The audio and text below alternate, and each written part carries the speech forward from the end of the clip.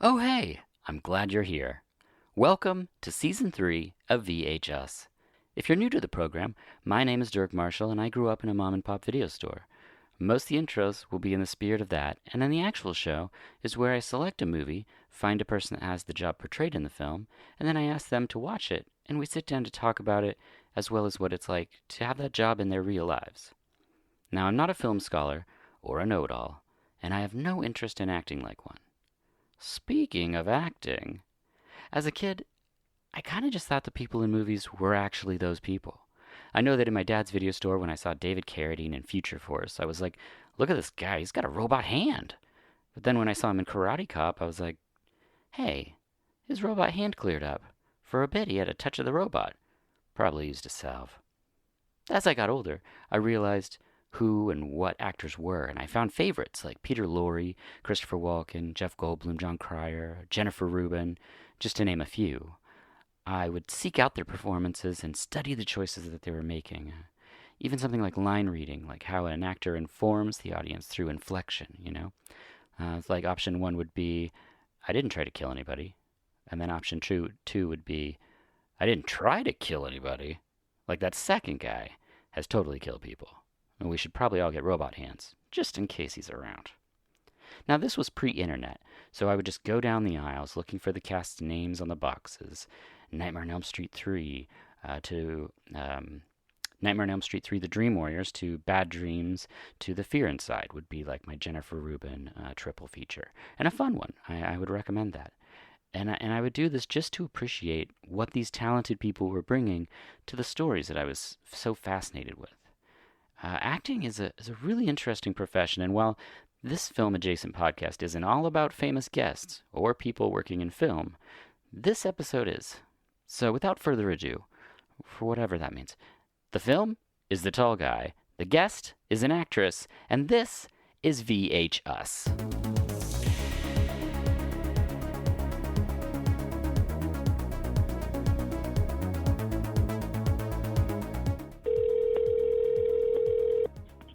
Hello.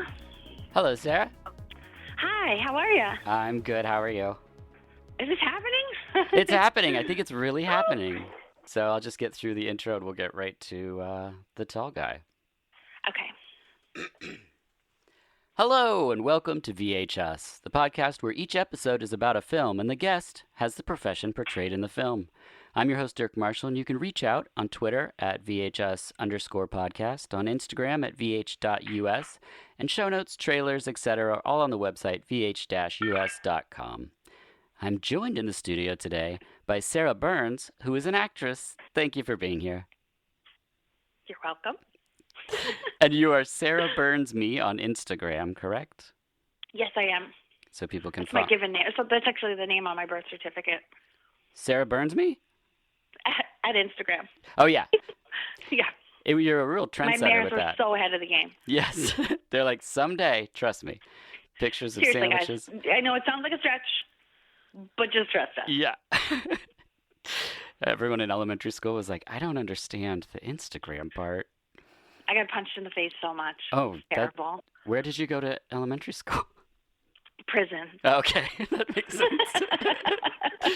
That's good. I mean, some people go public. I like that your parents went prison. That's Well, they were like, we don't want you getting ahead of yourself. We want you to know what it's like. Right. Also, I was born in prison, so yeah. And you could learn a trade, so that's helpful. yeah, it was great. I made a lot of shoelaces. Yes. That's my favorite prison trade is the shoelace trade because they're not allowed to have them. The second you make one, Yeah. like, You cannot have them, but you need to crank them out. Crank them out. I don't know why I said that. I just read a terrible story that took place in like prison. Yeah. So it's at the forefront of my mind. Oh, good. It's perfect. Yeah, it feels good. The reason I'm joined by Sarah Burns is because we're brought together by the film The Tall Guy. Was this a first time view for you? Yes, it was. Oh, great.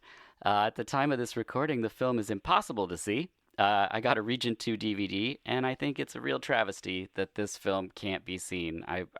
If it was on Netflix, I think people would watch it pretty much nonstop. I know I probably would. The synopsis is a nasty comedian's assistant has allergy-induced sneezes giving problems at work. He accepts weekly injections after seeing a cute nurse, and after a dozen injections, he asks her out. That is the synopsis? It's the synopsis of like the first 5 minutes of the movie. Yeah, and that's just literally where it stops before any of the things that I absolutely enjoy about the film happens. Like one of the best musicals ever that I don't know why Oh yeah, isn't touring. It's just absurd. give it time. Yes. I think they're pitching it to CBS this year. Oh, great. I hope that I hope you get to play a part in there. That would be Oh God, fantastic. yeah. Who would you cast as the Elephant Man? Hmm. I mean, I don't know if Jeff Goldblum has time in his schedule. He's pretty busy. He's got a lot going on right now. But he would be the first call. Yeah, I agree. Second, maybe Bill Hader. Oh God, I was about to say Bill Hader. Yeah, there it is. For the sole purpose of the fact that Bill Hader is in every movie, which is an embarrassment of riches. It's true. He's seriously like, I'll be like watching something like, wait, is that Bill Hader's voice? He's like the at the core of the earth right now, and it's so good. I mean, Yeah. it's so what a steady rise to awesomeness. You Yeah. know, I agree. he never disappoints. I haven't watched a lot of Saturday Night Live, so I've missed a lot of the beginnings of comedians' careers. But then when I see him later, like I'm just like, oh, I recognize his voice. You see like his Alan Arkin impression or something, and you're just like, who is this guy? Like I want to know more about what this person's up to, and then I kind of like work backwards. Yeah. Oh, he was great on Saturday Night Live. He's just so like it's been a long time too since one of my absolute best friends in the entire universe designs the wigs for SNL, and Jody Mancuso, and she's a dreamboat in my life. But and I still don't watch it on Saturday. It's just because appointment television is Yeah, kind of like a thing of the past at this point. So by Saturday night at 11:30, I'm lying drunk on the front lawn, and hauled in a boat somewhere on the ocean. That's not true. I'm seasick all the time. yes. But I was still kind of like watching SNL when he was on it. He's just so good at impersonations, and when you read about how he ended up there, it's so fascinating. If you from writing on South Park, right? No, I think he was doing an improv show. Oh. This is read. I read this about Bill. I didn't hear this from him, but he was doing an improv show, and Megan Mullally was like, "Who's that guy?" and put in a good word for him, and he was flown out to do the audition, and was kind of like, whoa, and That's crazy. It's frightening. I worked with one of my friends was on SNL for a while, and we were in a movie together. And which movie? It's called Brother Nature. I don't think Bobby I've seen Moynihan that one. And, oh, it's cute. I don't. It was a Netflix film, and I actually met the love of my life on that film, and we now have a daughter. So it's my favorite movie ever. But when I was working with them, with Bobby Moynihan and Taran Killam, they were talking about SNL. It was so stressful. I would have stress dreams about being on SNL. Oh yeah, I've heard just the Monday through Wednesday part of it, and I'm like, that sounds so difficult. So but the people that are on it are they're killers. Yeah, you'd have to be. I mean, and the people that write for it, they're killers. So like, they're there because they're awesome. I think I would have, if I ever had the opportunity to be on the show, I probably would have like set foot and burst into flame because I don't handle that sort of well. I can't be like, excuse me, I'm currently drowning. Does anyone have a lifeboat? I'd be dead. Yeah. But anyway, I don't know how we got there, but we got there. Well, since we're talking about killers and people that make people laugh, let's put the film in context. We have the director, Mel Smith. Did The Tall Guy in '89, Radioland Murders in '94, and Bean, the first Mr. Bean movie in '97. but mostly he's an actor. He was in Brain Donors, which I love, opposite John Turturro, National Lampoon's European Vacation, and most people recognize him as the albino in A Princess Mhm. Bride. It's crazy. I honestly thought that character was played by an actor who did that part. Like he's so familiar Yes. in when he's playing. And you're just like, what is this guy? And he's got like the plague, or he's got all these disgusting things on his face. I was like, this guy's good. Never Yeah. thought of him again. But he was part of a comedy duo, Yes. Yeah. Alas, Smith and Jones or something. Mm. I read this. I don't know Oh, this, yeah. but like, Yeah, and he pops up in the party scene in this film, talking to the director, I believe. So I always love it when directors give themselves like a little bit part in the movie. yeah, I think you have to do that. Yeah, I think it's Like a smart. little Hitchcock moment. Yeah.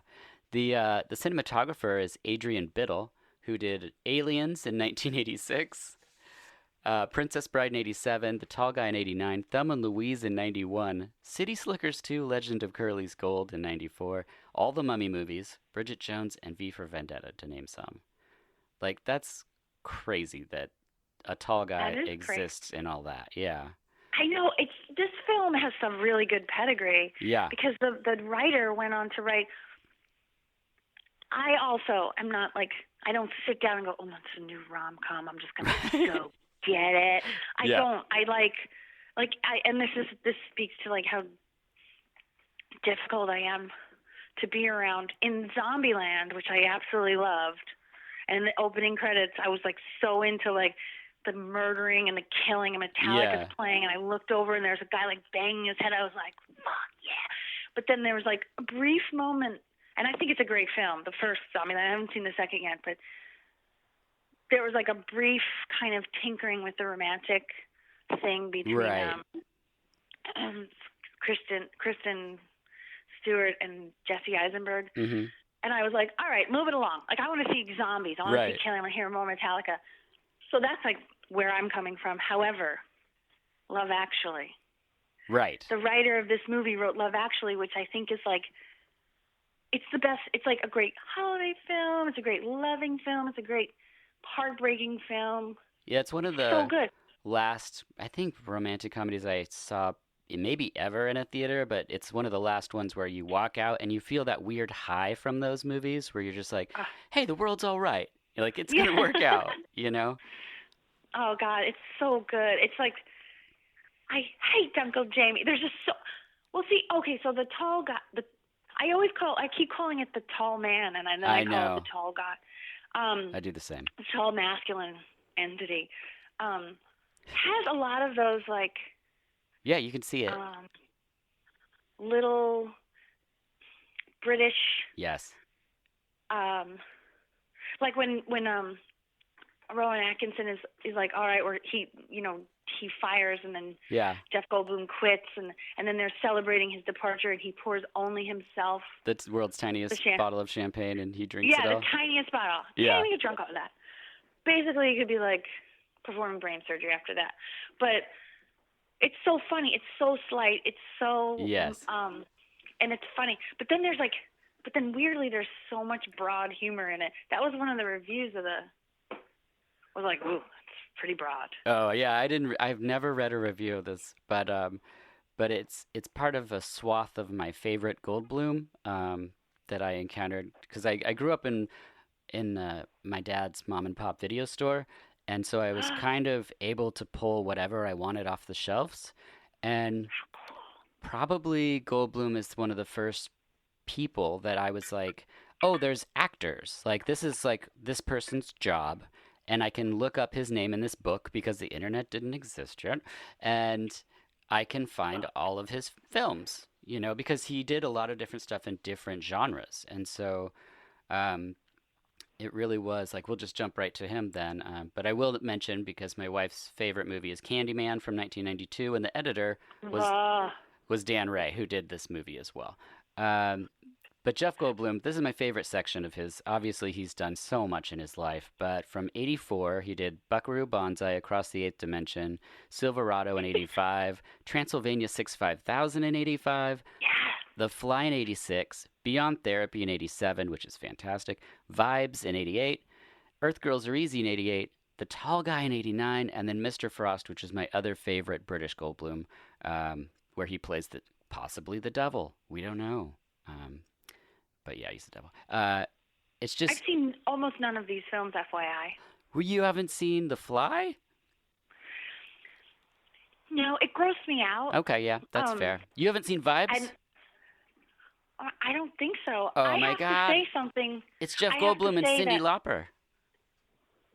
yeah, I don't. Oh God, no. And Yeah. even Cyndi Lauper couldn't. I have to say something, and I may be shot dead on like for saying this, but something about Jeff Goldblum as a young. I didn't see the like sexiness of him as a kid. Oh. Like, not that like. That's not why I like was watching it. What? I wasn't like Well, a no, 10-year-old kid like, oh, this guy's pretty sexy. He's gonna get my notebook out. I'm gonna take the. However, I want to talk about Candyman at some point in our lives, but Oh, yeah.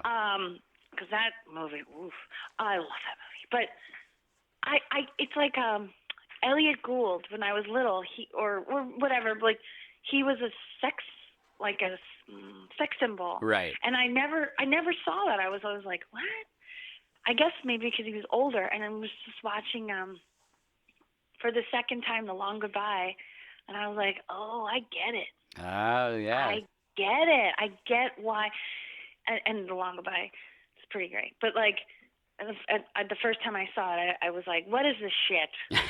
And then I saw it again. I was like, what was wrong with my mind the first time I watched it? But it's so great. That's how a lot of like, his movies were for me. Like, I didn't get him as a kid. And then when I got older, I was like, oh my gosh, I get what he's doing. Like, oh. But it's also, too, like I noticed in this film, for whatever reason, I don't know if this comparison has been made yet, but if it hasn't, I will definitely put it in my footnotes. I was thinking of the movie Green Room. Have you ever seen that movie? Oh, yeah. The skinhead one? Yeah, I love that movie. Yeah, oh, it's so my boyfriend good. worked on that film, and my friend Eric is in that film. Oh, awesome. And all the Shockwat singing Nazi Punks Fuck Off. Like, Yes. It's such a great film. Yeah. It's very sad at the end, but I love that movie. But is that Macon Blair is in there? Yes, yeah. Yeah, he's in it, fantastic. and he did one of my other favorite movies. Oh, are you going to say Blue Ruin? Oh, I love Blue Ruin. Oh my gosh. So good. But no, the movie with Melanie Linsky and what is it called? It's like I don't feel at home in this world anymore. Yeah, I don't feel it. I love that. I love it's that really movie. good. Yeah. Was that a Macon Blair film or? I get confused because he's got his buddy, and I can't think of his name right now, and I apologize. But I do too. I could Google it, but I shall remain present. But I think Macon Blair is one of the actors in Green Room. Yes. And then directed I Don't Feel at Home in This World Anymore. And the director, shit. So if Giovanni, my boyfriend, is listening to this, he'll probably kick me in the butt. He worked on the film, and he loves the director. And yeah, so great. Shot in Oregon too, I think. Yeah. Yeah. Right up by like Goody's Rock. But I was thinking of Green Room, and I was thinking like we're very lucky or spoiled now because films are so realistic. Yeah.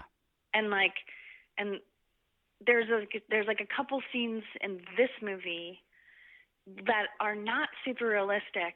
It's almost like there's a scene where he auditions for a thing, and it's not. He goes and he's sitting there and he's not holding the script and he's not standing and he's not like there. Anyway, it's so minor. Only I would notice this stupid weirdness. But I was thinking, this made me think of Green Room because I was like, my God, it's like you're standing in the middle of the movie as it's happening. Yeah. Because it's so real and it's so. And I was like, so spoiled. So when you watch these old movies, you're so, even if you watch animation right now, and then you turn back something like, you're like, I can't see the pores on her face.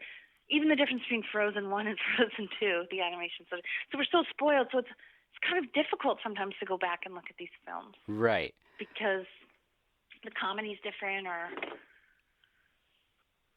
or even just stuff that people would say is like offensive. It's just. Yeah, anytime we're looking in these weird little time capsules, especially when there's some wild fashion and things going on, you're like, well, Oh, what an interesting choice. Uh, yeah. the other actors we have is Emma Thompson, who did a ton of British TV before she got to The Tall Guy in And it's her first '89. film. Yeah, and then Henry the Fourth, Dead Again in '91, Howard's End in '92, Much Ado About Nothing in '93, and The Name of the Father, and she just keeps on going from there. It's really crazy. Um, And Love Actually. oh yes, of course, Love Actually, and then we got Rowan Atkinson, who started in Yeah. a James Bond movie, Never Say Never Again in '83. All the Blackadder stuff, of course, The Tall Guy in '89, Witches in '90, Hot Shots Part 2 in '93, Bean in '97, and he's still doing Bean stuff. There's like more Bean stuff coming out this year. That's crazy. Yeah. The first time I ever saw the Bean, I was like at home at my parents' house, and I was like, "What is happening Yeah. here?" Like and I had there was no context. It was just this very strange man taking like 4 hours to walk into a convenience store in England, Oh, and jeez. and I was like, "What?" Like I needed to be set up for it, and then I saw the Blackadder, and I was like, "Oh, I understand." Yeah. But like I just was like, "Who is this maniac?" It's kind of neat that I just read something yesterday. My mom and dad always give me articles. They'll be like, "I don't know if this even applies, but just take it home, take it home, take it Oh, home." that's And it funny. just has, if it has to do with like wine or acting, they're like, "Just read it, whatever, throw it out. I don't care, just whatever." But it was like an Emma Thompson article, and she was saying how, like, maybe I'm misquoting her, but how like or maybe I read it somewhere else. They kind of all came up. Oh, she would do fringe stuff with these guys. Like I love the Oh, idea that they all started out together and put each other in, and that's so real. yeah, I love that You know, stuff. it's so neat. I'm fairly certain one of the ways I got into a movie was because I did a short with Ben Schwartz, and he got it in front of the casting director who was casting I Love You Man, and she saw me, and that's how I got in front of her. You know, it's just, and it's, Whoa. you start off like with your friends just making these little things or doing stuff. The sun doesn't shine on closed doors. You got to say yes. You know, that sounds really dorky, but I promise to attack myself later for being so dorky and Okay. earnest. But uh, no, I think that's great. I've never heard The Sun Doesn't Shine on Closed Doors, but it sounds like a Sheryl Crow song, maybe? Flogging Molly, Oh, it is. and it's an Irishism. Sarah and I, my wife Sarah, sorry, you're a Sarah also, are in a Flogging Molly music video. Oh, which song? I have no idea, but it was shot here in Portland at Dante's, and you can see us leaving the venue at the very end. It's like the whole How video is cool! is a guy skateboarding through Portland, uh, and then you can tell what year it was because we're literally smoking cigarettes leaving the venue. So it's like, Oh, my friend Bob used to be in the film. He played the mandolin. oh wow, in Oh, that's Flogging so Molly. neat. Yeah, I, the first time I ever saw them, I was like, oh my God, it reminded me so much of my dad. And I was like, Merry Christmas, Dad. Here's a song for you. Like, this reminds me of you. I got him a CD, I think. And he was like, Sarah, what are you trying to tell me? It was their song, like, I'll never see the likes of you again. And it was like about Oh, that's telling great. your dad to fuck off. But I hadn't thought of that. I was just simply thinking, like, you're Irish, like, I'm punk. And he's like, Sarah, if you have to say you're punk, you're definitely not punk. Oh, But bummer. anyway, they have a song, or there's a song where they say the sun doesn't shine on closed Oh, doors. okay, that makes total sense. The film starts with Jeff Goldblum's from the waist up in a tuxedo, and there's like this tense music as he's walking down the hall onto stage. And it's the first time there's like these weird dark moments in this movie that's also broad and very strange. It's one of the things I like about the film is that it's very much its own thing. I don't know quite the world it exists in, um, but it's very interesting. And then we get credits starting with music that belongs in a very early '90s rom-com. It's like the plinky little piano. It's pretty interesting. Yeah, that music that says like we didn't have the budget, Right. so we have a guy with a Casio. Yes. Don't worry about it. But they got Madness. That's so crazy, and we'll get to that. Then we see Jeff, and he's definitely Rowan Atkinson's punching bag on stage. And Mr. Perkins here has kindly volunteered to help me demonstrate. This, for example, will do no real damage, whereas this could result in some minor superficial bruising. One of my favorite lines happens after they leave the curtain call, and he said, "What in the name of arse is going on?" all of his lines, like I don't know if they were written or if he just improvised them because they feel very Rowan Atkinson. Yeah, I wonder because the writer, it's weird. So that's what I'm curious about. Is the writer wrote it about his experience working with Rowan Atkinson? So is Rowan Atkinson a shit? I thought that that's what they were sort of doing an inversion of, but is that what he wrote about? I didn't read that. I read that Wikipedia, which honestly, who knows if it's even what is written on Wikipedia is real. That's the fun part. But I know, and I take it all as if it's the gospel. But I'll believe anything. Like if someone's like, a frog cooked your dinner, I'd be like, I know. But you just accept it. I'm very gullible. I love believing everything I'm told. You just embellish it with like, my favorite chefs are frogs. They just they're really great. I constantly have. Don't they all carry like salmonella or syphilis or something like?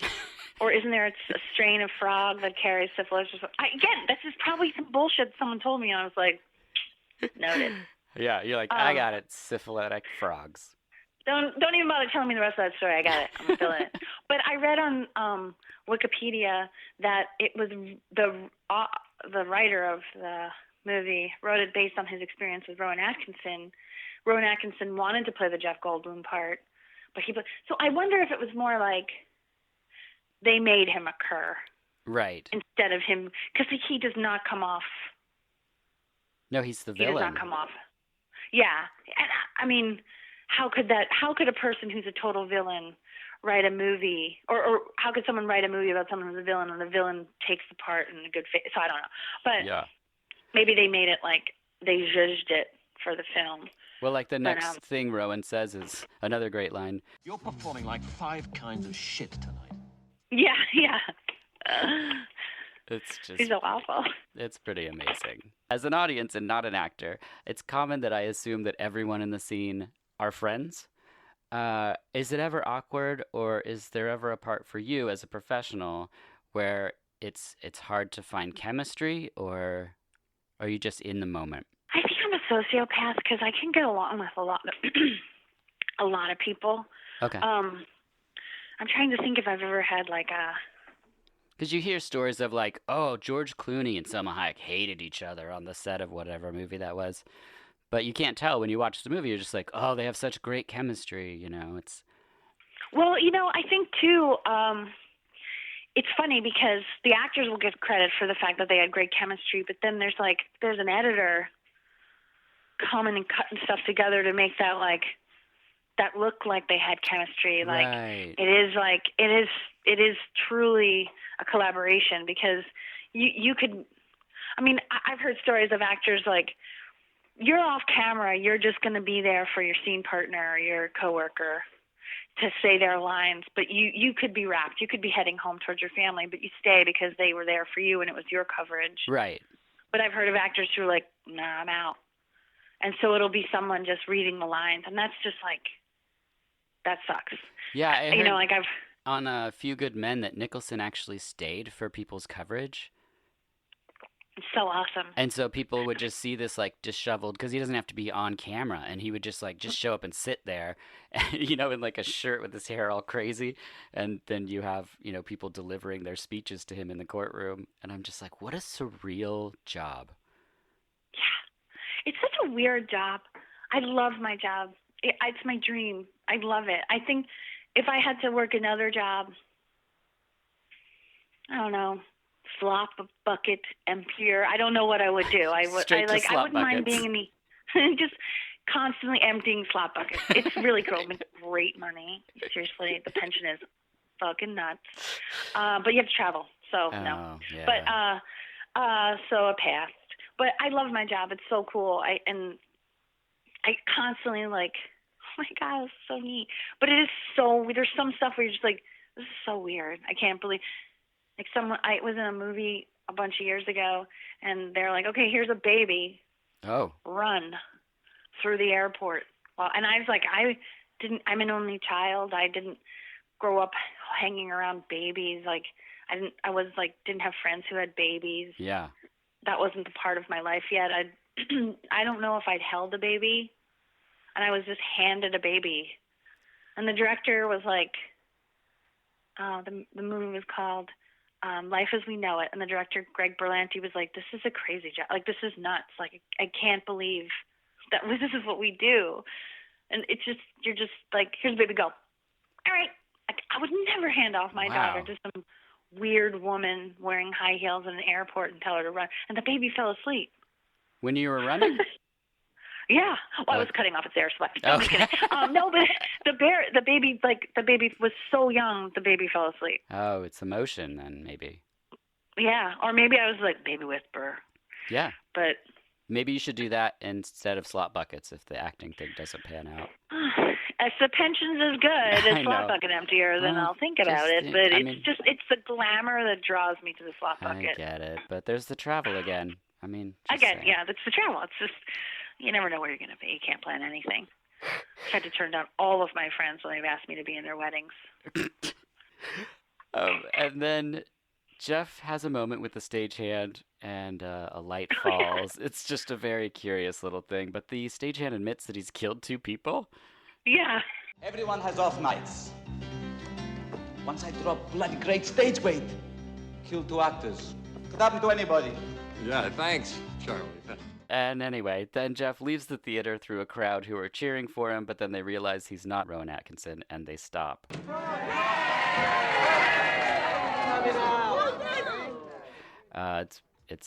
He's playing second fiddle to this very famous person, and that's our lead. He takes off on a bicycle. He's our American actor in London, and while we don't know how he started or how he got there, we also don't know how you started in acting. So what was your beginning? Well, I wanted to be an actress when I was young. Like, I wanted to be an actor. And my mom let me audition for a children's manager. And then the manager sent me out to audition Well, that's for an easy. agent. And yeah, so that's how it's done. And my mother was like, she said she couldn't bear the thought of me enduring like all the rejection of acting, and she wouldn't let me do it. And then when I was like 14, I was like, what? And then when I was 14, my friends and I went to a fur protest, and I remember arguing with my mother as we were going. She was like, you need to wear your boots. You're going to freeze. I was like, I can't wear my boots to a fur protest, Mom. And I was so cold, too. I was wearing Converse. I was like, ugh. But a guy handed me his card and was like, and came to meet my mom and was like, I would like to take photographs of your daughter. Oh, my. And my mother was like, what the fuck are you talking about? And she worked in for a lawyer at the time. And the lawyer was like, no, that sounds like, even if the photographs are, I swear the story is going somewhere. Even if the photographs are like legitimate, her head could be photoshopped or whatever, blah, blah. And so that was out. And then it just was always something I wanted to do, but I wasn't a theater kid. Yeah. And I couldn't, I wasn't a joiner.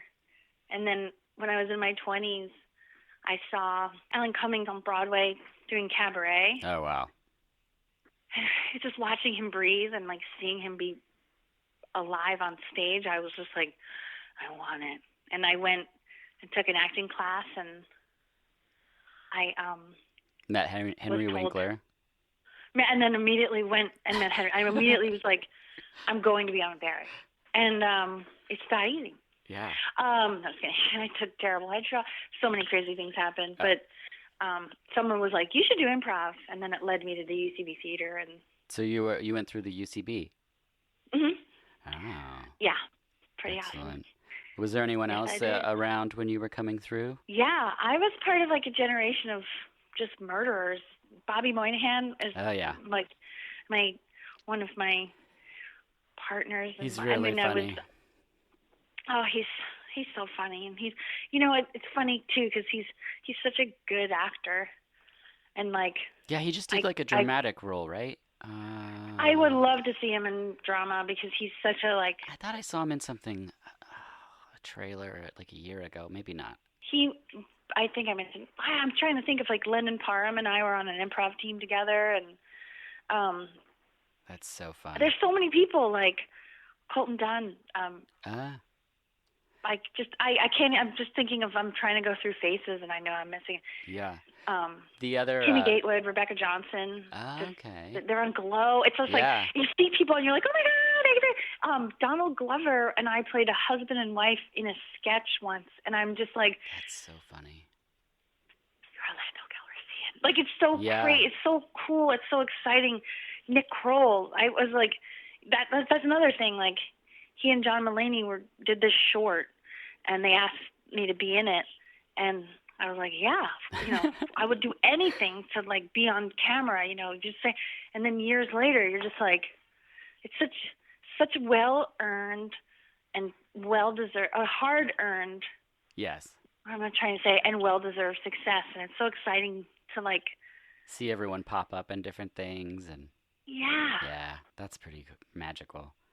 It's really, really cool. It's really neat. When I was at the UCB too, there was starting to be more of a presence of women in comedy, and women in the theater.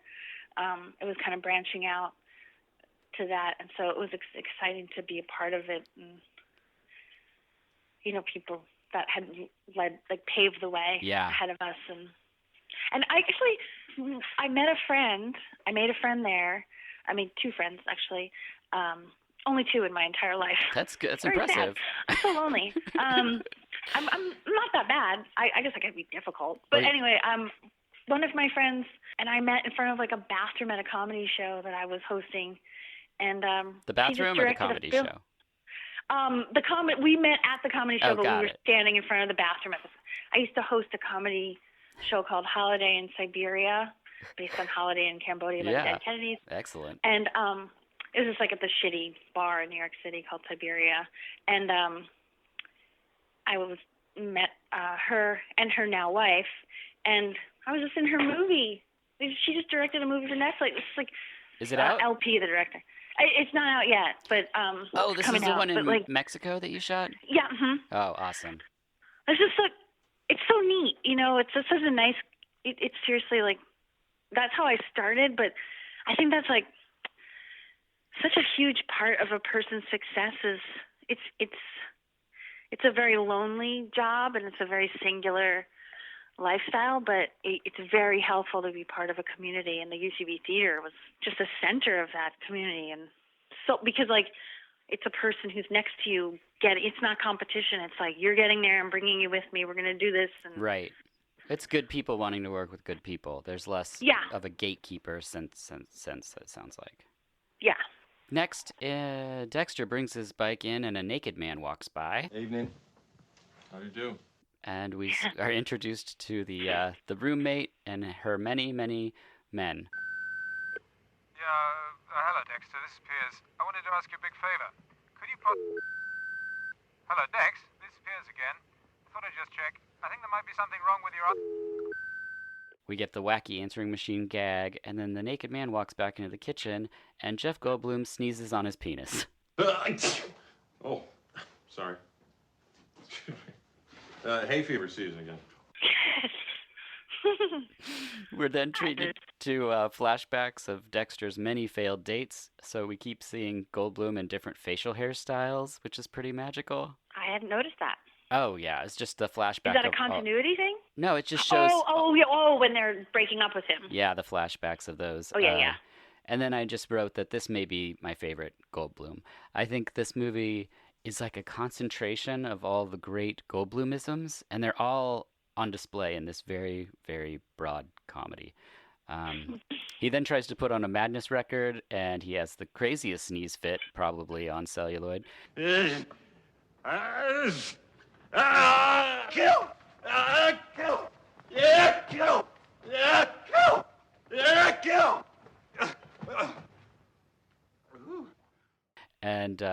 And we don't get to hear Madness quite yet. We then get to see Rowan in a Santa outfit making this movie a Christmas movie. What a treat. So everyone can add it to their Christmas roster. 'Twas the night before Christmas, and all through the house, not a creature was stirring, not even a mouse. Jeff goes to the doctor's office, meets the strangest doctor who keeps making the weirdest sound. With the filthiest fingernails. Yeah, so gross. I'm glad you noticed that too. It is not right. I notice fingernails all the time, and I was like, dude, that's illegal, right? Like, it has to be a law. Oh, yeah. So disgusting. It's a HIPAA violation. Then we see Emma. She's steering a man in a wheelchair. She's not needed because Jeff's going to get pills, not injections, but love's a grand thing, and he decides to get the injections anyway, which is pretty brave of himself. To quote Meatloaf, he would do anything for love. But my question for you is there something you have done for a romantic interest that was definitely outside of your comfort zone? You didn't go to a Cold Chamber concert, I know that. No, but I'm in love with Giovanni, my partner. I would do anything. Like, I don't think I'm at risk of this happening, but like, I'd help him hide a body, like. Wait, you're at risk of that happening? We might have to cut I don't this think out. I'm at risk of that. No, okay. He does often look like the scariest thing in the room, but he is incredibly gentle and sweet, and he's like a very like sweet, nerdy person, but he looks like someone that could like throw a car across the room. But but do you think he'd be good at hiding bodies? I guess that's what we need to know. He'd be my first call. Okay. But if he was like, of course, if he was like, I would yell at him for like 3 hours, but I would help him. And he'd be like, should have called someone else. But you're like, I need a bunch of buckets and a lot of slop, and I think I got this covered. Yeah, I'd be like, I've got them, but I cannot keep skipping work for you, dude. I'm trying to think. I hope that this doesn't haunt me later because of what I've done. But I feel like with him, when I'm with him, like I'm in my comfort zone, even if I don't. Yeah. Like someone will be like, what did I just do? Oh, he's gotten me into action films. I'm not. Let me just rewind that. I'm not into them. I will watch them, and we have a couple of Christmas traditions. Oh, Die Hard. Well, yeah, he's like, it's one of the best Christmas films ever. Yeah. I have no memory of watching it because we watched it when my daughter was like 6 seconds old, and I don't remember what happened. But, sure. But he loves that film, and he's like, that's one of the best Christmas films out there. Yeah. But have you seen Deadly Games? No. Should we put that on the roster? Yeah. So Shudder just acquired it. They just put it up like at the time of this recording 2 or 3 days ago. And it's this film that's never made it to the States. It's a French movie that's essentially Home Alone if the plumbers were Santa. Wait a second. It's super crazy. That seems vaguely familiar. Maybe that could be. We have we have like 2 traditions, but one of them is Boxing Day. We watch action films. Awesome. And last year I was really sick, and I was lying down on the couch, and he ran in place for all of the action films that we watched. But also, he's from Wisconsin, and he started off drinking Bloody Marys, and then he was making like a champagne cocktail with absinthe in it. Whoa. And I was like, all right, I'll have one of those. And then we were like, this is the best Boxing Day ever. And we've done it once, but we consider it a firm tradition. I like it. And this year I'm nervous because his mom, who I love, will be with us. I'm like, she's gonna think that we're maniacs, like with me, because I go crazy at Christmas. So the day after Christmas, I'm like a dead body. Oh, yeah. And our other tradition is we leave whiskey for Santa, worms for Jack Skellington, and Jack Skellington brings gifts, and they're always terrible because he never gets it right. Because he's adorable. I really like that tradition. It's pretty great. And if you don't like it, you get to drink the whiskey that's left for Santa. Yeah, so you can be drunk. But so you buy each other gifts, or Jack Skellington does? Well, Jack Skellington leaves gifts for children. Oh, okay. But it's like the first year we did it for my stepdaughter, and she got like a little Andy Warhol doll in a box of eyeballs. That's great. And then like they get like little monsters and like little weird things, and we're just like, oh, Jack, like he messed up again, because the movie's so cute. It's one of our favorite. You can start like it's just the best. My daughter talks about Jack Skellington all year long, and but we're always like, oh, he's gonna screw it up, because like when they try to get Christmas right, they screw it up. Right. So, oh, that's a lovely tradition, actually. I can we borrow that for my daughter? It's so perfect for you guys. Yeah, we would really. It's like written. She loves spooky stuff, so that's gonna be. I think great. I hope for them to meet, because I think they're like, Freya will be like, I don't like spiders. I like spiders. Yeah. Oh, she's always talking about like witches and bats and spiders. I'm like, you are my perfect child. Yeah. So yeah, please do. But he always gets it wrong. Yeah. Even though we leave worms out for him, but he always gets it wrong. Okay, I don't know where we went from. I'm sorry, there. I talked in circles. I love it. Dexter then tries to talk to Emma, and he just can't do it. And we get a scene where he gets a series of injections from the dirty nail doctor. Mr. King! Hello! Nurse Lemon's been detained for a little while, I'm afraid, so I'm going to stand in for her, if that's all right with you. Are you sure you're qualified? Oh, yes. I'm really getting the hang of all this now. And it's dark, and it's the longest scene, I think, in the movie. It's so weird. And then he storms into his roommate, and he's like, what do I do? And she's like, you gotta treat her like a total bastard. And it's very, very hilarious. All I have to do is say, you want to come out to dinner, right? Absolutely. And shag her till her ears drop off. Because Jeff Goldblum trying to be a bastard, it just doesn't work out. Then we get one of the many great performances with Rowan and Jeff as dancing nuns. Life in the Vatican is fun, fun, fun. When you're a dancing nun, nun, nun. I know, it's so in culottes. Yeah, and then afterwards. Note, sparkling culottes. Yeah, is the scene that you were mentioning earlier where Rowan says, is there someone you want to talk to? Listen, Dexter, is there something troubling you? Something you want to talk to someone about? Well, yeah, actually, as a matter of fact, there is. Then for fuck's sake, talk to someone about it, will you? And sort it out before I sack you and hire a lobotomized monkey to play your role, okay? Jeff then sadly reconnects with a strange lady.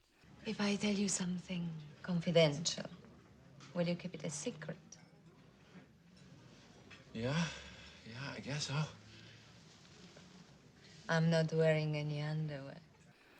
And this is when we get to see the first, Jeff Goldblumism, the open palm, where he has his fingers curled, but the palm's exposed, and then he does the point up. So it's two Goldblumisms. It's just solid Goldblum start to finish. And then he takes this strange lady to a cafe, and Kate Lemon is there, Emma Thompson's character, and he introduces her as Kate Tampon, which is very odd. Yeah. I'm sorry, the two of you haven't been introduced. This is Mrs. Kate. Yes, Kate Tampon. Lemon. Kate Lemon, this is Tamar. Very strange. He can't get out of the date fast enough and eventually rushes back to the hospital. Would you like to come out to dinner with me? Why? Why? Yes, why? And asks to take her to dinner, which is where the synopsis ends. Yeah, we'll let you take the rest of it. That is what's interesting about, the mounting, are they gonna, Yeah. will they ever, Yeah. will it work out of rom-coms, where it's just just as they're about to like kiss, like an anvil drops out of the sky, and the person enters into a coma, and then the person wakes up from a coma, but the other person is in another relationship, and then they leave the relationship with coma, and it's just like so many twists and turns where you're like, please end up, and you know they're going to end up together. Yeah. That's not but even... you're still so stressed out. Like, I know the formula of this genre, but my God. Yeah, it is pretty crazy. They have a lovely walk. He's totally killing it, and they're very charming. And speaking of killing it, you're on Barry. Yes, I am. You started on season 2, right? Mm-hmm. Yes, and we were so excited. Sarah and I were so excited when we saw you. We're like, look, there she is. Yay! There's a scene by like a fireplace mantle where you were spectacular. Oh, that was my first day of shooting. Oh, really? It was so good. Like we were watching, we were like, man, she's so good. You have like a very wonderful specificity to what you do, and your comedic timing is just really lovely. So. Oh, thank you. And I don't know if you're allowed to say if you come back in season 3. Is there an NDA or anything for that? No, I do come back. Ah, fantastic. Yeah, I was excited you didn't get killed anyway. So. Yeah, I know. I'm nervous. I have no idea. The third season's being written now. I don't know what to expect. Because my partner John Piericello was murdered, who I love. I'm so bummed out because I love John. From day one of like working on that show, I met him like in hair and makeup trailer. I love him. He's a doll, and he came to my daughter's birthday party this year. Oh, that's great. And I was like, oh, I hope you come back in flashbacks because I would love the excuse to hang out with you. Yeah. But I don't know what to expect. So I hear it's all limericks the whole season. Yeah, it's all limericks. I get to get some of my slop bucket work in there, so I'm pretty stoked. That was in my contract, though, so prepared to be amazed and disgusted. Winkler goes, what do you want to do in the scene? And you're like, more slop bucket work? And he's like, then do the slop bucket work. Then do the slop bucket work. Exactly. Yeah, I think it's, I can't wait to get back, and I can't wait to read the scripts. The scripts are so funny. Oh, my gosh. Are the table reads fantastic? Oh, it's so exciting because the writing is so awesome. Yeah. And the cast is so good. The cast was incredibly welcoming. And you know, sometimes like you don't have any scenes with the main bad guy, do you? NoHo Hank, Anthony Carrigan's character. God, yes, he is. Oh, I hope I do because he's so good. He's so exciting to watch as a table read because to see him go from Anthony to NoHo Hank it's like a light switches on. And not that there isn't a light when he's Anthony, because he's a lovely person. Bill Hader also continuously laughs, doesn't he? Just constantly crack up, or is he very serious? Oh, it's weird. He so appreciates other people's comedy. Yeah. Like when I went for my final, I went for an audition, then I went for a callback to meet Bill and Alec and some of the producers, and which I was 30 minutes late to because I went to the wrong address. Oh no! I was like, well, this is a wonderful way to not get a job that you're dying for. What a good way to start it! You come in like all rushing and late. Oh, I was like, it was embarrassing, but they were very gracious. Bill was like, I'm an actor, so I've done this, but they were laughing, so supportive. You know, I've auditioned for a friend of mine once put it. It's like standing in front of an oil painting. Mm-hmm. There's nothing moving, and you're like, oh gosh. I auditioned for someone once. I auditioned to be someone's wife on a show, and the person who I was auditioning for was looking at their phone. I was so close to being like, you want me to leave, asshole? Like I was like, should this be the moment where I just take them down, or? Right. But I like the casting director, so I didn't want to like have it reflect on them. But I went to an audition once, and they were auditioning multiple roles, and as I was walking up, and I'm a very like sort of, you know, I like to wear clothes. I don't wear revealing things. I'm a very private person, I guess is what I'm getting at. And as I was walking up, there was just this really muscular man coming out of the audition with no shirt on, and I was like, oh, this is not for me. This is not. And then I got in there and they're like, no, we're also casting like a very frail, pale guy. And I was like, oh, I might have a shot at this. Oh, I think I know someone. And then I took my shirt off anyway. No, I didn't. Yeah, I wasn't wearing pants.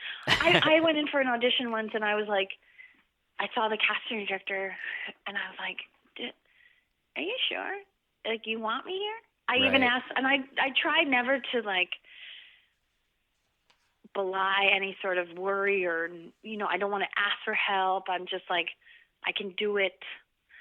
But I was like, are you seriously calling me in for this? And she was like, no, Burns, like, don't worry, we're bringing. And I auditioned for a part that was based on the sister of the lead, and her sister was in the room, and her sister's a supermodel. Oh, God. When I went in, I was like, you guys are, what am I doing here? Like, there's not even a world where I could look like I'm your cousin. Oh, jeez. Through marriage to you guys. Like, you're so, and I was very upfront about it. I was like, I made a joke like, well, obviously we're twins. That's great. And I don't even know if she knew that I was, I think she might have thought I was nuts. But, like, I was like, what world? And that was very hard. But they were cool, and they were looking for something like, they were looking for someone, they didn't need a person to look like a supermodel, which was fine. Like, I put some dirt on my face. So, so I didn't, like, but I didn't get it. Still waiting to hear. Oh. Well, I think we can all, while we're waiting, enjoy you on Barry season 3. Yeah, I can't wait for it. But yes, Bill does laugh a lot. But but he also wears like 1,000 hats on the show. Think like about that. He plays like, he's very gracious to everyone. He works very hard, and like, he's writing and directing and starring and producing. There's like so much on his plate, and like, he's still a neat guy as well. Well, I would fall apart. Jeff Goldblum, also a neat guy, has a lovely speech from Kate about first dates and sex. Well, the thing is, I'm not the sort of girl who believes in that. I think it's much better to go to bed with the person on the first date to get it out of the way. There's no point in our having 10 expensive dinners if I already know I like you. Oh. So, I'm off all day tomorrow, so why don't you come round? Oh, that'd be great. There we get a music swelling, and we see his silhouette do a cartwheel in front of a full moon, which is an amazing image. And the next day he goes to her apartment and sneezes on her vagina. Oh, sorry.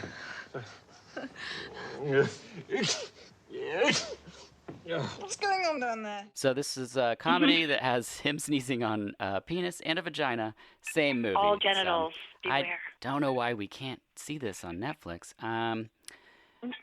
Then a sex scene ensues, which they are both definitely naked. So. I noticed that. I was like, wow. I mean, Emma's topless. You get a lot of Goldblum butt crack. It's really something. They go for it. Where's over the courtesy in the UK. pillow? Yeah, goodness gracious. They play a piano I with know. their feet. I was like, holy cow! I think that was like Jenny to Jenny. Yeah. I don't know. I mean, there is a lot of movie magic where Sure. you can. But but every time, that's all I look at in a sex scene. It's never like a turn on. It's like, okay, what? Yeah.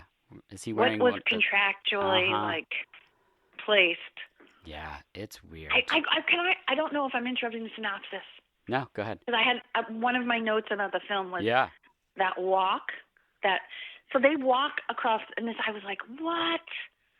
Which walk? This is a different world of filmmaking, or a different time of filmmaking. Is it the night walk? The continuity, the night walk, when he walks her home to the Yes, yeah, the first to one. her apartment. And then it's daytime?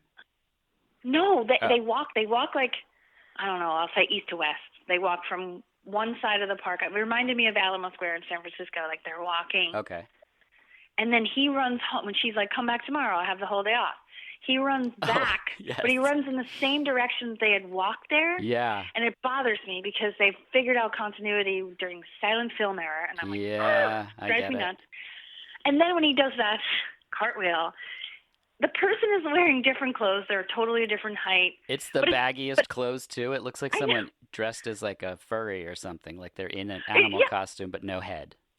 Yes, exactly. But it's so funny because there's so many times even now, like, you know, they'll do like an insert day where a person like hands a card or like picks up a phone, and it's totally a different person's hand.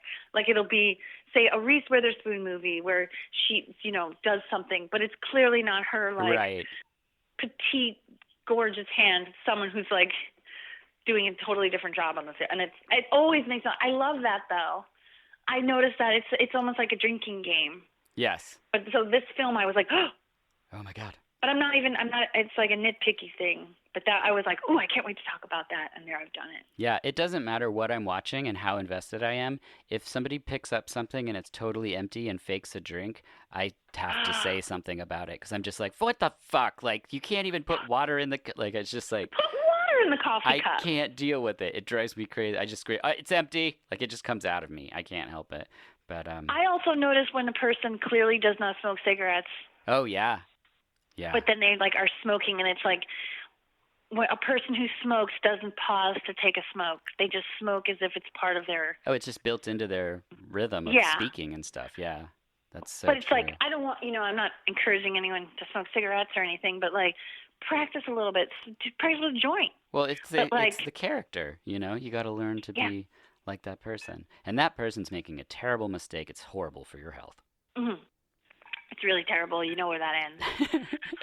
You know where that ends is great. Yeah, it's like this, like, you know, I'm sure the first time you smoke crack, it's great, but like you know where that boat's headed. That's so right. Don't get on the boat. Crack boat. Their sex scene goes so long that he misses part of his show, and he gets fired, as does the prop guy who's stepped in for them, or the stagehand, I mean. How dare you improvise, you diminutive Mediterranean moron? And as for you, Daddy Longlegs, I've been waiting for this moment ever since I first made the mistake of hiring you. You're both fired. Then Dexter says the funniest insult. I hope all your children have very small dicks, and that includes the girls. Mm-hmm. And then we get the cue for the funny music as Madness begins playing in the movie. Yes. Starting the funniest montage that I've seen. Montage? It Must Be Love by Madness. The song is kind of a repeating motif in the movie. The roommate's in bed in this scene with like 5 men who are synchronized bed dancing. Up until this point, we've kind of been in a real story, a good narrative, I would say. Then the singer from Madness is in the movie, and he's been through some kind of explosion. I know it is. They're like, don't worry about it. It's cool. And then there's Underwear singing It Must Be Love. It's so crazy. At that point, I've seen this movie multiple times in the 90s and still looked at my wife and was like, what's happening right now? Well, yeah, like why? It's the underpants. I think they're the underpants that she throws out. Yes. Or she throws on him. Yeah. Which is, it's very cute because that is, I made short work of a couple of pairs of, a cut of jeans that Giovanni was wearing when we You're like, nope, started. not anymore. Like, yeah, I was like, you look good in anything, but I'm not walking around with those. Yeah. There was a couple of things that I was, no. That's what my wife said about me having platinum blonde hair. She wouldn't have it. She was like, maybe just stick with black. And I was like, yeah, that makes sense. What about Fire Engine Red? And she's like, no, it's 2003. That's done. That makes sense. But the dream of the 90s. It's so, right? But the dream of the 90s. There's so much of my life where I'm like, I constantly hear the dream of the 90s in my head. I'm like, you're still there. Still going. We then see the audience singing the song as it ramps up. One of my favorite things is we see Kate and Dexter both wearing his giant Superman jammies that he's wearing in the beginning of the film, which, just like you said, they've changed size. They're now even larger than before because they're just it's crazy. The film breaks the fourth wall in very strange ways and then dips back into a traditional narrative. It's so weird. But, you know, that's what happens. And now we're going to take a dip from a traditional narrative as we hear a word from our sponsor.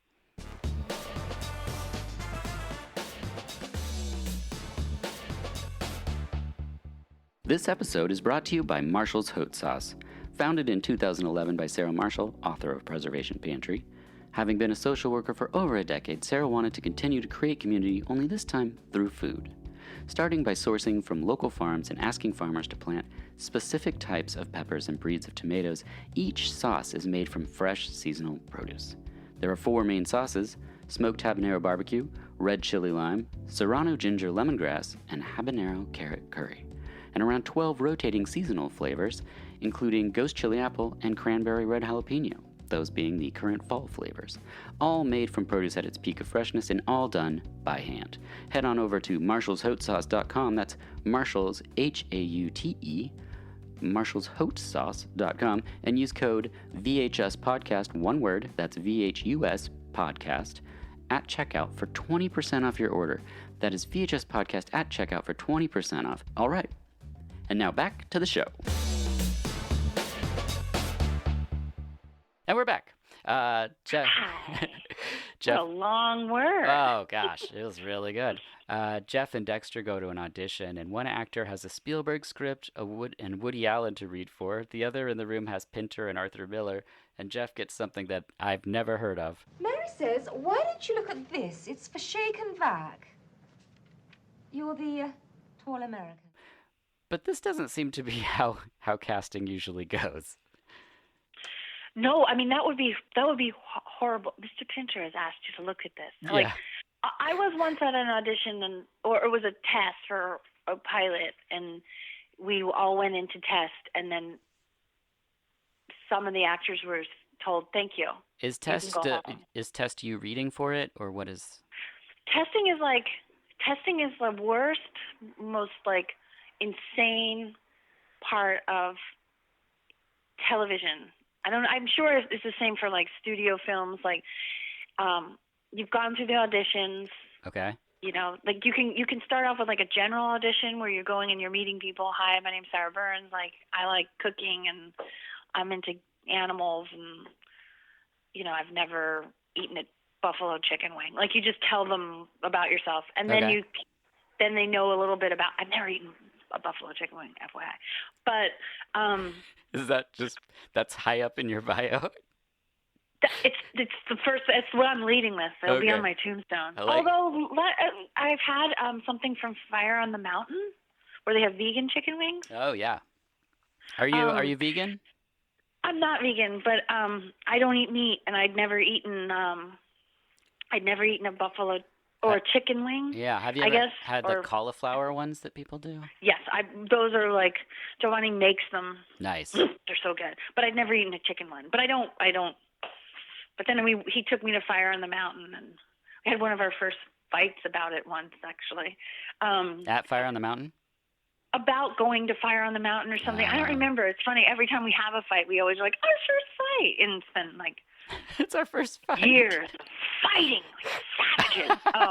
Yeah, you sound so in love with him in the beginning, where you talk about how wonderful he is. But if he wants to take me to Fire on the Mountain, it's over. Oh, it's on. No. I forget what it was, but it had something to do with that. I think, I don't know. I'm a crazy person, and he's crazier. But anyways, you can do something like a general, you can do an audition, a callback, and then the final act of the audition process is testing, and that's when you go and you walk into what could be an office or a screening room, or like one time I did it in a person's office, and all the executives were sitting on chairs. Oh. So I've done it like in front of a table, and it's just when all the people who decide you can go to the network, and then you can go to the studio, and they decide if you can play a part on their television show. After all the other things? After all the other things. Oh my gosh. You usually go in, you've gone through all these layers of auditioning, and you go in and your lawyer and your agents or your managers, the people on your team have worked out your contract. So you're handed your contract, you sign it, and you walk in the room, and it's often, executives, and they're just watching you. And it's just you're being filmed. And it's just you, and it's like, it's a very cold room. I mean, sometimes they'll be like, have fun, and you're laughing, but it's a business decision, and it's made by business people. Wow. And so it's a very different process than a casting director. It's not all like this. And now sometimes the testing is done on tape, so it's a very. I mean, everyone there wants. Yeah, they want it to work. They don't want to waste their time. They want it to work. They want you to work. And if you Yeah. don't get the job, it's because it wasn't your job. It's not because you could go in and totally fuck up. I went in for the first time I ever tested. I went in and I forgot the line, and I just was like, "Can I start over?" And they were like, "What?" And they let me start over, and I got it. But then I couldn't do it. But so like, I could, but beginners, because I had no idea the pressure. Yeah. So, but if you can step back for a second and look away from the pressure and the insanity of it all, if you go in the room and you don't book it, it's because it wasn't your part. Yeah. Because they're pretty key. They know who. They're so the people, the executives there, like they know what they need. So you can if you can take the pressure off yourself, you can be like, it doesn't matter, because if I go in there and I can do the best job I've ever done in the world, if the part's not mine, it doesn't matter. And so I can go in there and shit into my pants. Yeah. And be correct for the part, and I'll get the job. So it doesn't, because they know what they're doing. Well, I mean, you hope they know what they're doing, but it's very stressful. They're like, we could dub over the shitting, so. Honestly, we can get another pair of pants. But wardrobe. I mean, we're trying to be environmentally right. That minded makes sense. here. So next actor. His agent says that it's been so long since he was out there on the market. Is there a current aspect that plays into your field, like that you have to be currently getting jobs at is there a pace, something? Obviously you want to be seen, but the agent says 73% of actors are unemployed. Does that seem about right?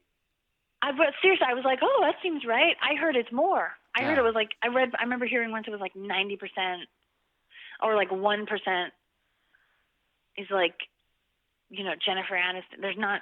Right. There's so many people. And even when you go out, I went out for something the other day, and every woman in the room with me is just, they were so, I was like, oh my God, she's so good, oh my God.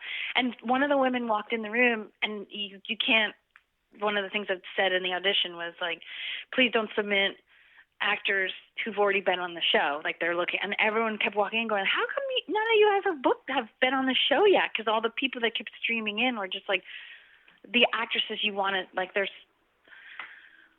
so funny and they're so great, and there's just people you see all the time. And yeah. And anyway, I got a little lost talking about that. But so yeah. Oh, so anyway, there were like 12 women in that room auditioning for one part. What are the odds? Like yeah. So, and that felt very right.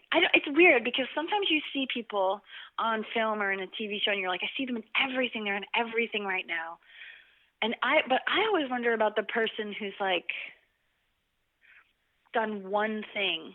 Right. And you don't see them again, and you're like, did that person make the decision? Because some people are like, some people do. Peter yeah. Billingsley, who's like the actor who plays the lead kid in A Christmas Story. Yes. He's a director now. Yeah. And you see people who are just like, they were all over it, and then they're not. And you're like, did they want that? Because I want to keep, I love it. I don't know what I would do with myself.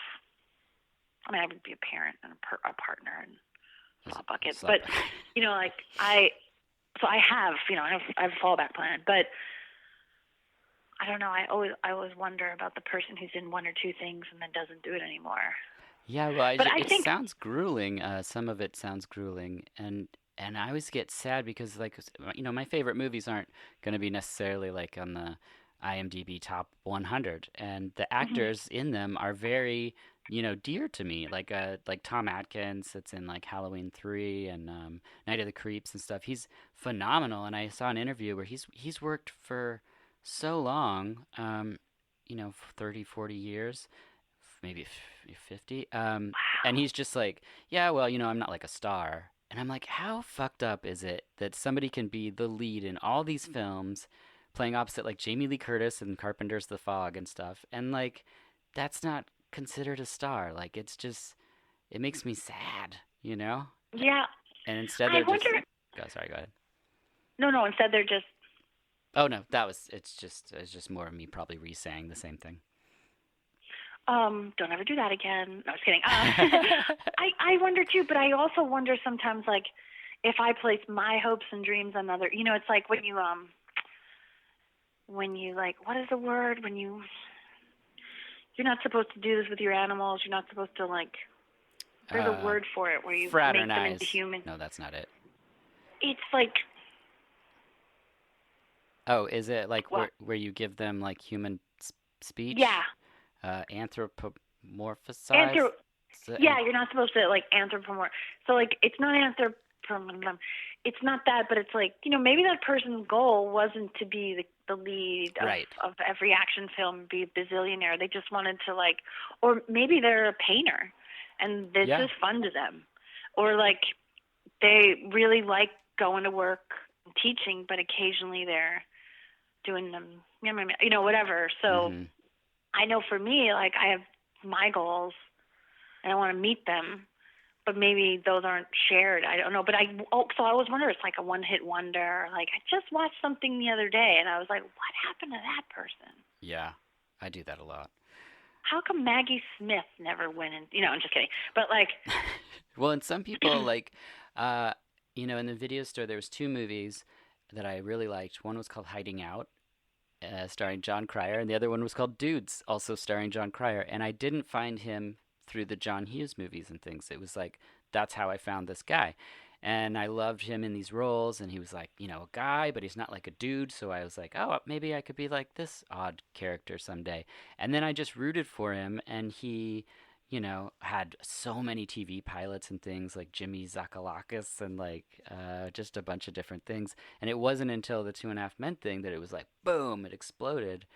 But, like, that's a long career. That's a long time. Yeah. And those 2 movies that I loved, I learned by reading his biography, were massive failures. And he was really bummed with how they were received and everything. And then I'm this kid in a small town just like, these are the best movies Loving ever. Them. Yeah. I don't know. I wonder, like, it's by whose standards are they failures? Well, like Bryan Cranston. Yeah.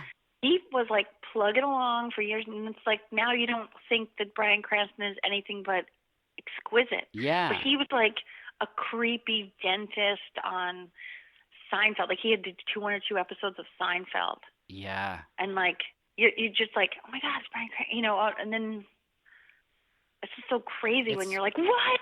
It's a funny perception that like just because we've seen them multiple times, then we're like, you're God. But it's like they're the same person. It's just been put in front of us, and I don't know. It's very, very strange. My wife has a hot sauce business, and so we did an event in wine country, and the lady putting on the event was like, the other vendors are very excited that you guys are here because it's a big deal that we got you here. And we were just like, what? Like, but it's that perception, that you've had a business for a long time, and she wrote a book, and it's like, it's people perceive you as something bigger than just the 2 ex-social workers that make stuff by hand, I didn't know she wrote a book. That's so cool. Oh, yes. It's called Preservation Pantry, root to tip, stem to core. It's full-use preservation. It's about canning, and you make hot sauces, jams. And while we're on the subject, you can also take Airbnb experience classes where she can teach you how to do all those things. How cool. Yeah. Airbnb Experiences Portland. They even made a little video of her, and she looks great. I'm often on the Airbnb looking for places in Portland to stay. I've only once, like, I think I looked when I was coming to Portland, this ill-fated trip of mine. Yeah. I was looking and I was like, oh, we should do this. I forget what it was. Well, if you signed up for her class, that would be the funniest thing in the world. Hi. Nice to meet you. That would be cool. Because I like to think of myself as someone who can tackle. I made like I like to make sauces at home sometimes. Yeah. We both like. I made like 40,000 gallons of pickled jalapenos for my daughter's 3rd birthday party. So many that there were too many for anyone to even eat. Like, when there's just so much. It's like if you're gonna have a party, you don't put out 5 pounds of dip. Yeah, no. I didn't know you could scale recipes, and so I one time made a tzatziki recipe the yogurty, garlicky Yum. cucumber thing, and I was grating all Mhm. these cucumbers and all this. It made like a gallon. I don't know where I got this recipe. I was putting that stuff on everything. It was, Oh yeah, and it does not like that last for very long. oh yeah, Yeah, no. it's an aggressive amount of but it overwhelms. Like if you put too much out, people are like, oh. Yeah, no, I tried it on everything. Luckily, I was like 21 at the time, so I was just eating like trash anyway. So, Yeah, I know. but on top of our conversation about your job and the stressors, on top of that, you're also a mom. I am. Is it difficult? I feel dumb asking the question to balance a flexible schedule and a family. Not at all. It's so easy. I'm never stressed. That's what I No, I'm thought. just kidding. That's what I thought. It's funny because my mother and father retired and moved to the West Coast and moved to Los Angeles. I narrowed it down, and that's made our life so much easier because Giovanni and I both work in film and television, and you never know what you're going to do. And we would worry. I know that I'm in the right place in the world, though, because so much has worked out, even if it's sometimes just by like the skin of your teeth, where we're like, oh my God, this thing is gonna blow apart. Yeah. And I get really stressed, and he's not an outward stressor. I'm like, Jesus Christ, the whole world is falling apart again. And he'll be much more like, don't worry about it. But he doesn't like blow off steam. He carries it inside. Oh yeah. And then he throws so the he's car. definitely going to blow at some point. But I blow like every 10, 15 minutes. But I was really worried about it, but it worked. Our jobs worked out. It worked. And when my parents moved here, they're so helpful. But it's very stressful because I got a job when my daughter Freya was 3 months old, and I was so excited about it. I was like, oh my God, it's going to be so wonderful. And I realized I'm going to be away from her. She will no longer know her mother. She will feel like a motherless child. Yep. I remember recording the lullaby I used to sing to her on my phone, and I was unable to get through it because I was crying. Oh, I was already like, I sang her Tora Lura, and I was like crying into the phone and singing her this song. And by the way, my mother sang her School's Out for Summer. Oh no. Is that by AC/DC? Or Judas Priest? Oh, I'm gonna insert Alice me Cooper. me Alice saying, Cooper. yeah. Okay. I'll chime in. We'll recut it so that I sound like I'm saying that's Alice Cooper, actually. Okay, please do, because I'm horrified that I. She's currently obsessed with Thunderstruck by AC/DC, but it's because it's what we play her. But I was crying. I was like, she won't know me. I think I asked my agent, like, how do you do it? Because she's a mother as well. Like, and it ended up working out so well. Giovanni he didn't work, and he came with us to set, and unfortunately was in my trailer, but took her for walks and was able to get some of his own like personal writing done, and we were all together, and then like he would work. It's just it worked, and I was like, we're not like, we didn't have like a nanny where you lived in our guest home by one of our pools. Like that's not our lifestyle. And we can't even afford friends who have that lifestyle. So we were worried, but it worked out. I just, and I see women who are mothers and they're working, and they're not getting to be with their daughter or their son or their children, and dads too. But it's cool. It's a cool job because I've worked actually on that particular job when Freya was 3 months old. Everyone who was participating and at the top of the show were parents. Oh, okay. And so they let us go home early. They wrapped early on Halloween because everyone wanted to see their kids trick or treating. And like this year, Giovanni didn't work on Halloween. He was working. I pretty much for the fall was home with a chest cold, but he was working, and the people at the top of the show were parents, so they didn't. So like there's a lot of leeway. It's a really unusual job because people are parents and everyone wants to be home and on Halloween, and their stuff work kind of slows down around the holidays, and so it is stressful because what are you going to do at 4:45 in the morning when you have to drive to work and Yeah. your babysitter is late? You know, but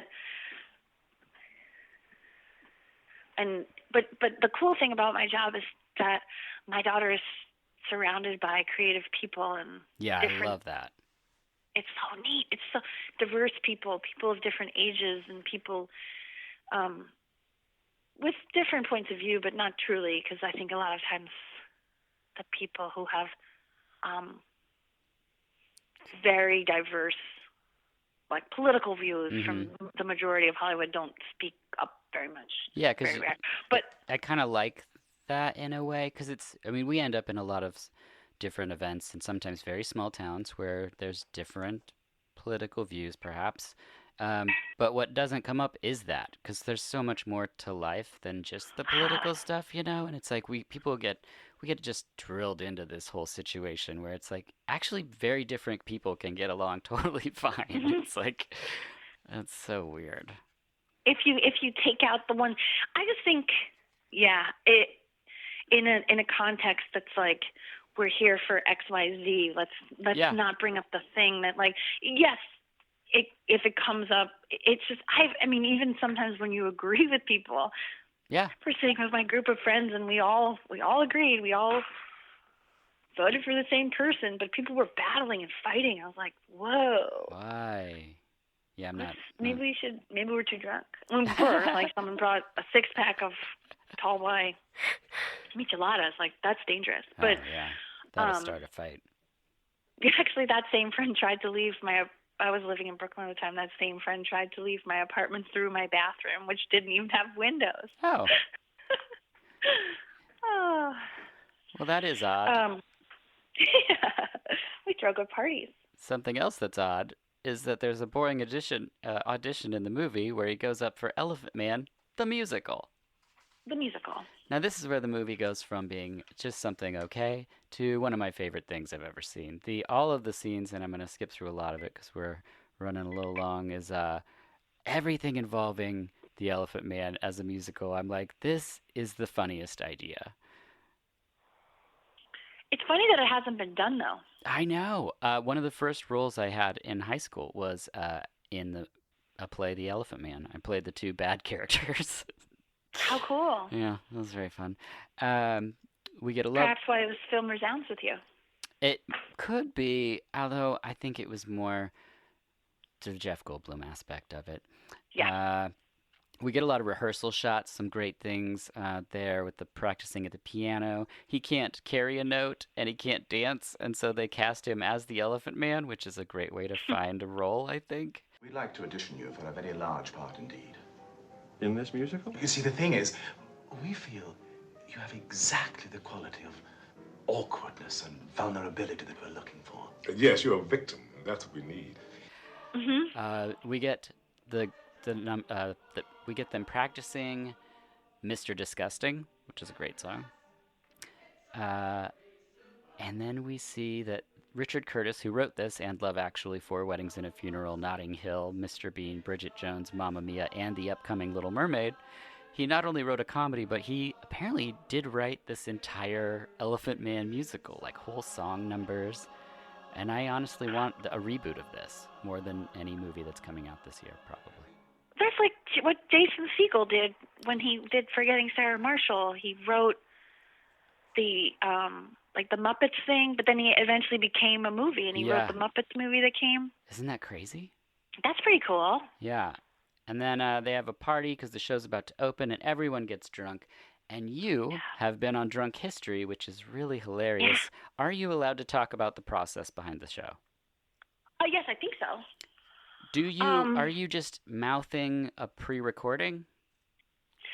They tape the person. The first time I did it was so cool. Originally, I was supposed to shoot on my birthday, and it was with Winona Ryder. Oh, wow. And I was like, I get to hang out with Winona Ryder on my birthday. Oh my gosh. And I'm gonna flip out because I love Beetlejuice. Yes. So much. Heathers. I was like, I don't know how I'm gonna be a normal human being around this person. And she was so gracious. She paid me a compliment before I could flip out. So I was like, Oh my gosh! Like she knew your work, or? She did, and I was like, if I could just like go back in time and tell 15-year-old Sarah Burns, Yeah. you're gonna meet Winona Ryder one day, and she's gonna pay your work a compliment. Jeez. I wouldn't have lived. I would have died. And so like it was. I mean, I named my cat Lydia. One of my cats, Lydia. I just love Beetlejuice so much. I just, but the process for us that time is like you listen to it and get familiar, and you can watch it, and so that you know the person. Got it. The narrator telling a story. I would love. I think my talents are squandered on that show because I'm really good at getting drunk and talking. Why haven't they asked you to be on it? I think because Derek has seen me drunk and is probably like, Jesus Christ, she'll get us thrown off the air. A friend of mine was like, we were our friends Lucius and our friends Lucius and Aaron got married last year, and Lucius has been on the show, and Aaron's been on the show, and we met through Drunk History. Oh wow! Lucius Dillon and Aaron Enriquez, and I was doing something that Lucius had been telling in his narrative on the first season, and then we've become very good friends. They're very, very dear to me and my life. But at their wedding, I was talking to Derek and his partner, and I was trying to tell them a story. And afterwards, Lucius was like, "Oh yeah, Derek was saying he was like Burns was super drunk at your wedding." I was like, "My God, that man listens to drunk people for his living," and I was too drunk. I'm like, shit, I have problems. That's hilarious. But I do think my talents are squandered because.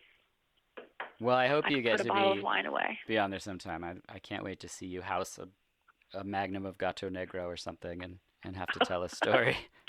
Love it. Yeah. What about like mushroom history? Oh. Take tons of mushrooms and tell a story. That would be another one. That show would be like 3 hours long though. I know. And it would just involve like one person. Well, if it was me, it would be me just painting and like quietly laughing and being like, wait. No, yeah. Thank you. Oh my gosh. Like just drawing a picture and amazed at what's happening. Just like, it's a mushroom. No, it's a muffin. It's my name. Oh my gosh. I wrote my own name. Oh my God. Please tell my mother. I'm gonna Wait, call don't tell her. my mother. Don't tell my mother. Please tell my mother. She already knows. Yeah.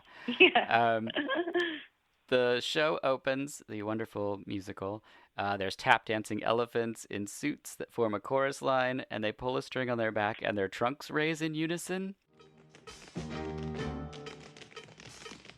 Of course. Oh my gosh. And then it culminates in a moment where they say, "Can he make it?" And the chorus goes, "No, he cannot."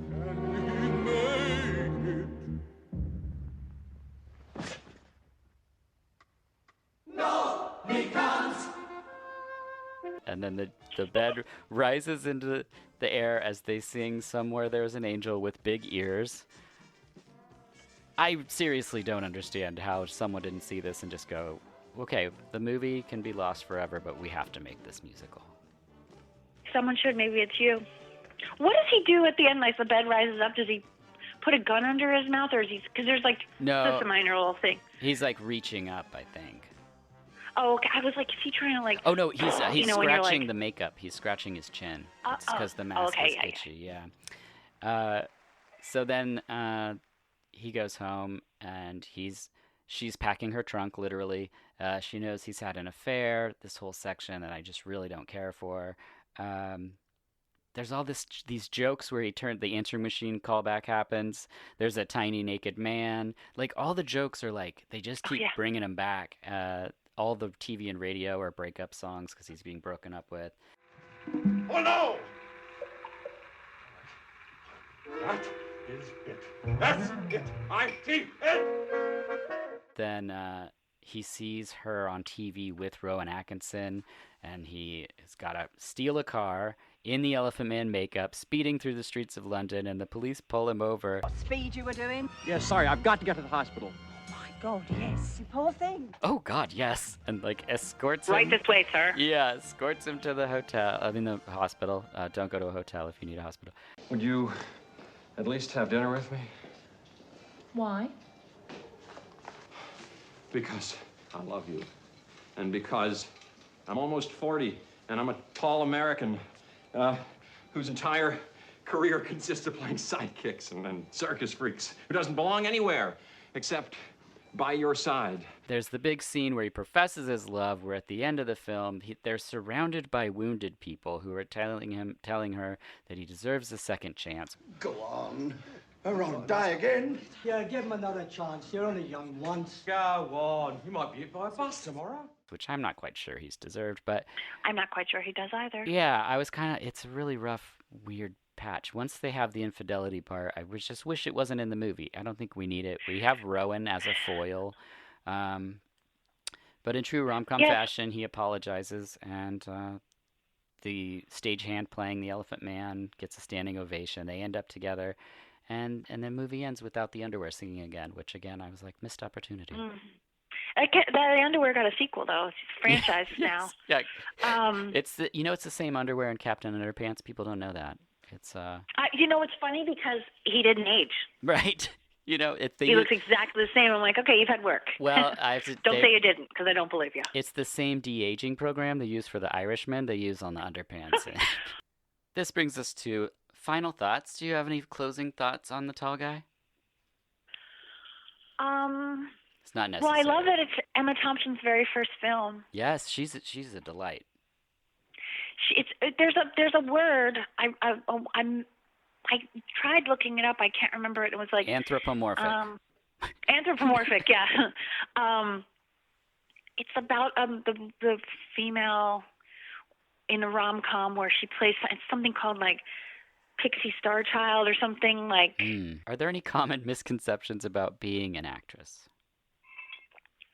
I think yes, that you're crazy. Mm-hmm. They say that in this movie. Yeah. Oh, yeah. See, it's funny because I was talking about it once with a fellow actress, and we were saying how like people think you're crazy all the time, and it's like you juggle. You never go to the same place. You don't like have a schedule. You're juggling this. You're filling in for other people's requirements. Right. Like you're pretty, and you're like you're learning a new route to a different thing, and you're getting rejected. And I'm fine with the rejection. I don't want to be rejected by like my family, but like the rejection is just part of the game. It's not personal. Right. You got to get over that pretty quickly. But so you have to compartmentalize that. And so they're like, oh, actresses are so crazy. But I don't see that a lot. Like, there's always an exception to the rule. Yeah. But for the most part, it's like people who are just trying to hook up another person or help you out or collaborate. That is a misconception, and that there's vast wealth. Oh, yes. You step onto a film set and you're like driving away in one of your many Teslas. Not the case. No. At least on this one's my world. But it is entirely true. I was going to make a joke, but I had nothing. And what is a good day like for you? For work or for life? Let's go with work. The other day I worked on a show. I worked on. Have you heard of Auntie Donna? It's a sketch group from Australia. They're so funny. They're so funny. They're so funny. I worked on their show. They're doing a show for. I don't know. It's being produced by Comedy Bang Bang. Okay. But my commute was 7 minutes long. Whoa. So like, and it was in LA too. Your commute is kind of your life is kind of like dictated by your commute. Like if your commute's awesome, great. If you live on the east side and you have to go past the 405 at rush hour, like you're fucked. Yeah. But my commute was so good. But then my daughter got sick, so that wasn't good. But I'd say like a good commute. For work, I love when I'm working on something with Giovanni because I love seeing him at work. There you go. It's always very exciting. And then what is a bad day like? A bad day is like, I once waited 6 hours in my trailer and they didn't even end up shooting my scene. Oh, geez. And the next day, like if you're scheduled at the beginning, at the end of the day, The next day I had to wait 7 hours. And it's just the way it worked, because they can't accommodate every single person's schedule all the time, always. Right. So that sucks. That kind of sucks, especially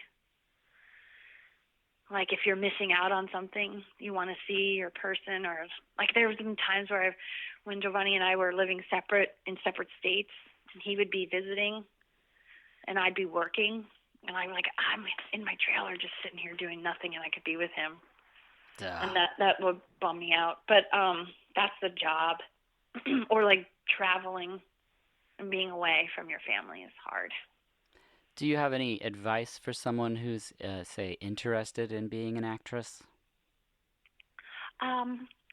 Yes, I'd say trust your crazy ideas is like my advice. My parents gave me that sign when I left my desk job, and I hung it by the door. And I recently gave it to a friend of mine who left her like job to pursue acting. And I was like, you're gonna give this to an actress one day, and then she's gonna give it to another actress. Like, I'd say just like, you're not crazy, but you have to keep going, because it's like if you hang on long enough, something will pan out. And you may be surprised, like you may not end up being the star of an action film, but you may end up like meeting your partner, or meeting, finding that you want to be a stunt woman, or like just learn how to play the piano. Open. Yeah, it's like, it's super dorky, but the first word that Yoko Ono ever said to John Lennon was yes, because she wrote it in her art show, and like he climbed up a ladder and saw it written on the ceiling, and so basically their first conversation was her saying yes. Yeah. And so I just think that's like so cool, because if you say an improv, it's all about yes and. Mm-hmm. So like building on the yes, we just say like yep. Again, it's like the sun doesn't shine on closed doors, so. Yeah, I love that. I'm the type of person that would be very comfortable sitting in a room listening to music I liked, drawing pictures that were just for me, and that's it. And so I have to force myself out of my comfort zone. And as an extension of that, one year I just told my wife, like, I'm just going to say yes, like, to everything. This is my year of yes. And I kept that going, because that really changed everything for me. I learned, like, I'm not agoraphobic, and I can deal with crowds and whatever. And, it's really an amazing thing, that being open. So I think that's really important. You can deal with crowds. You'll have to tell me how. Oh, it's more wine. More wine. Oh, good. Okay. I actually, when I was at the Bala show the other day, I was walking through a crowd, and I was just like looking into the middle distance. I was like, oh yeah, yeah. But it can be pretty rough. But this brings us to my favorite question. It's the final question. Sarah, what are your dreams like? I have a lot of nightmares. Oh no. Truly. Just stress dreams, or like actual nightmares? Like, waking up. I have lots of happy dreams, and I have I have all different dreams, but I would say I have a lot of nightmares. I have dreams sometimes where I've woken up and I've seen something flying over my head. Oh. And I'll be like, whoa, what? I know it's a dream, but I'm like, what am I seeing? It's but I love scary movies, so that it could just be that. Like if I, right. Oh, like, like the nun from The Conjuring. Mm-hmm. She's been in my room. Like, it's just, but I know that's a direct response to but I also have Did you see her like throwing cans off a car park, or? Yeah, that was a prophetic dream. I saw that chick like in the 90s, dude. No, I do also have prophetic dreams. I've had dreams, and then the next day something will happen where I'm like, whoa, this happened last night in my dream, and that makes you sound like a complete, total lunatic. Yeah. Or a complete lie. Like, there's been so many times where someone has done something, I'm like, that happened in my dream last night, and I don't know how to tell the person without them thinking I'm making it up. But it's like someone will say something, I'm like, whoa. So nightmares, prophetic dreams, sexy dreams. But I do dream. A lot of dreams. Yeah. I wonder if that were you always like that, do you think? Or is it maybe from the profession, putting on so many different roles, being so many different people? I think this is a perfect profession for me because I like to please people. And so, like, I learned how to, like, which is, you know, to my detriment sometimes, but I'm afraid of getting in trouble. But so, like, I can fit into most situations. Sometimes I'll be like, well, you're an asshole. And then I'll, you know, I don't always hold on to that. Right. But I did have lots of dreams. I remember nightmares from when I was little. Oh, yeah. So, like, I'm just a haunted soul, I guess. There you go. Well, Sarah, I can't thank you enough for doing this. I'm so glad we had the chance to have this conversation after so long. I know. Oh, my God, what if it wasn't recording? Oh, my God. Am I supposed to record this?